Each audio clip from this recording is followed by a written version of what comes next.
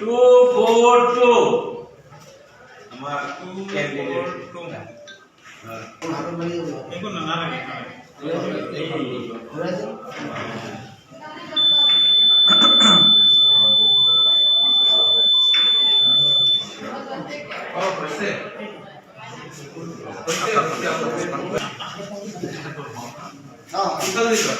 Seven, four, six.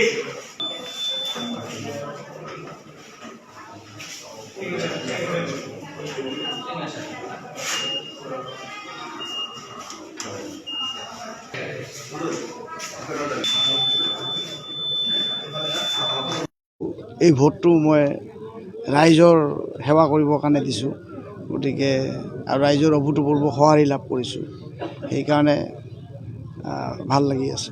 যিহেতু এটা সম্পূৰ্ণ নতুন এটা পৰিৱেশ, কেনেধৰণৰ আশা কৰিব আজিৰ দিনটো কৰিব? না আশা মানে ৰাইজেতো আমি ইতিমধ্যে গমেই পাইছোঁ, ৰাইজৰ যথেষ্ট সঁহাৰি আছে আৰু আমি এইটো নিৰ্বাচনত জয়লাভ কৰিম।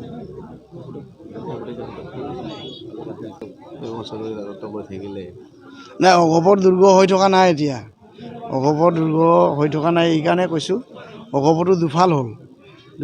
অগপৰ যিখিনি জ্যেষ্ঠ নেতা আছিলে তেওঁলোকৰ যিখিনি একদম আমাৰ ফণীভূষণ চৌধুৰী ডাঙৰীয়াৰ একদম ৰাজনৈতিক যাত্ৰাৰ আৰম্ভণিৰ পৰা যিখিনি জ্যেষ্ঠ সহকৰ্মী তেওঁৰ আছিলে ঘনিষ্ঠ, সেই আটাইখিনি তেওঁৰ কাষৰ পৰা আঁতৰি গ'ল, দলৰ পৰা পদত্যাগ কৰিলে।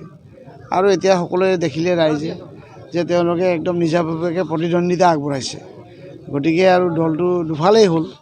দলটো দুফাল হ'লে দুৰ্গটো কেনেকৈ থাকিব?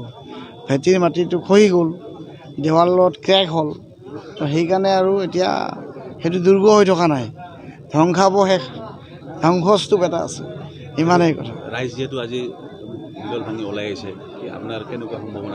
ৰাইজ হিলদল ভাঙি ওলাই আহিছে আৰু ৰাইজে এইবাৰ কংগ্ৰেছ দলক আদৰি লৈছে আৰু কংগ্ৰেছ দলৰ প্ৰাৰ্থী হিচাপে ব্ৰজেনজিৎ সিঙক আদৰি লৈছে আৰু এজন ভাল কেণ্ডিডেট, যোগ্য কেণ্ডিডেট বিচাৰিছে, যি ৰাইজক প্ৰতিনিধিত্ব কৰিবৰ কাৰণে সক্ষম, যি ৰাইজৰ সমস্যাবিলাক বিধানসভাৰ বাহিৰে ভিতৰে সবলভাৱে উত্থাপন কৰিব পাৰিব।